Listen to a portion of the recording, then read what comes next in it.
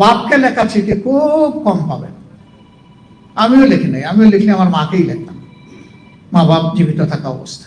এই মাকে নিয়ে অসংখ্য মানুষ কবিতা লিখেছে, উপন্যাস লিখেছে, গল্প লিখেছে, জীবনের স্মৃতিচারণ করেছে। মাকে চিঠি লিখলে মাকেই অ্যাড্রেস করে, মা আমি বাড়ি আসছি, আমি আসবো মা। রাসূল মুহাম্মদ সাল্লাল্লাহু আলাইহি সাল্লাম বললেন, তোমার মায়ের ডাকে। হে আল্লাহ রসুল, তারপরে কার ডাকে? তোমার মায়ের ডাকে। হে আল্লাহ রসুল, এরপরে কার ডাকে? তোমার মায়ের ডাকে।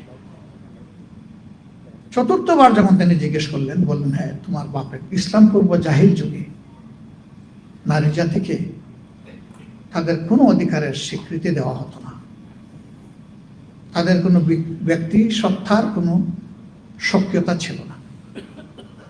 ইসলাম এসে তাদেরকে মায়ের মর্যাদায় অধিষ্ঠিত করেছে। আমার এক বোন দেখলাম যে আমার মা বোন বলাতে উনি অনেক রাগ করেছেন। হ্যাঁ, আপনি কি জানেন যে রাসূল মুহাম্মদ সাল্লাল্লাহু আলাইহি সাল্লামকে এক সাহাবী এসে জিজ্ঞেস করলেন, আমার মা বাপ দুইজনই বয়োবৃদ্ধ এবং তারা অসুস্থ, তাদের সেবার ডাক আমার কাছে আসে, কখনো কখনো একসাথে চলে আসে। এই অবস্থায় আমি আগে কার ডাকে সাড়া দেব? রাসূল মুহাম্মদ সাল্লাল্লাহু আলাইহি সাল্লাম বললেন, তোমার মায়ের ডাকে। হে আল্লাহ রসুল, তারপরে কার ডাকে? তোমার মায়ের ডাকে। হে আল্লাহ রসুল, এরপরে কার ডাকে? তোমার মায়ের ডাকে। চতুর্থবার যখন তিনি জিজ্ঞেস করলেন, বললেন, হ্যাঁ তোমার বাপের ডাকে। কেন? আল্লাহ রসুল এটা কি তাইলে কোনো বৈষম্য করলেন? না, এটা তিনি ইনসাফ করলেন। এই যে আমরা সবাই বসে আসছি, নারী পুরুষ, কোনো বাপ এই দাবি করতে পারবে না যে আমার গর্ভে এই সন্তান আমি ধারণ করেছিলাম।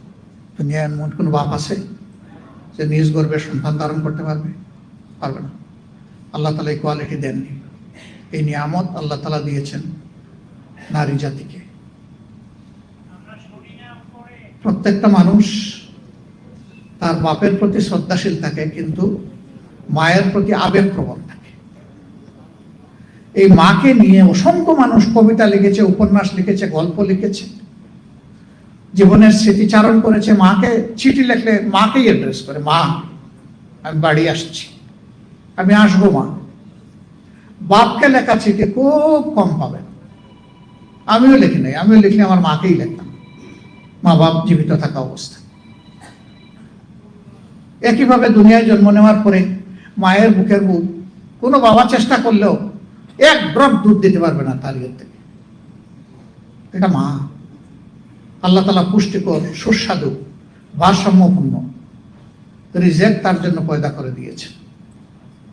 এই মানুষ বড় হয়ে গোটা দুনিয়ার সব কিছুকে আল্লাহর ইচ্ছায় নিয়ন্ত্রণ করে, কিন্তু শিশুবেলা সমস্ত সৃষ্টির মধ্যে মানব শিশুটাই সবচেয়ে দুর্বল থাকে। দেখবেন ডিম থেকে বাচ্চা ফুটে একটা মুরগের বাচ্চা, ফুটার সাথে সাথে দৌড় শুরু করে দেয়, ফুটে ফুটে সে তার খাবার তুলে নেয়। কিন্তু মানুষের বাচ্চা দৌড়াতো তো দূরের কথা, বসতেই তো পারে না, তার প্রয়োজনের কথা বলতে পারে না, নিজের খাবার নিজে খেতে পারে না, মাকে তাকে খাইয়ে দিতে হয়। এরপরে মায়ের বুকের বিছানায় সে বড় হয়, মায়ের যত্নেই সে মানুষ হয়। রাসূল করিম সাল্লাল্লাহু আলাইহি সাল্লাম, ওই সাহাবী, হয়তো তখন আমি জানি না তার মনের অবস্থা কি ছিল, হয়তো তিনি এমন ভাবছিলেন যে আল্লাহ রাসূল বোধহয় শুধু মায়ের কথা বলতেই থাকবেন। এটি হচ্ছে তাদের মর্যাদা, এটা তাদের পাওনা, এটা ইনসাফ, এটা ন্যায় বিচার। যেই জাতি তার মাকে, মায়ের জাতিকে সম্মান করতে পারে, আল্লাহ তাদেরকে সম্মানিত করে। আপনার স্বপ্নগুলো আকাশ ছুবে প্রবাসীর হেলিকপ্টারের মাধ্যমে। বিয়ে, জন্মদিন অথবা যে কোনো বিশেষ প্রয়োজনে হেলিকপ্টার ভাড়া করতে যোগাযোগ করুন স্ক্রিনে দেয়া নাম্বারে। প্রবাসীর হেলিকপ্টার, নিরাপদ ও সাশ্রয়ী বাহনের বিশ্বস্ত নাম।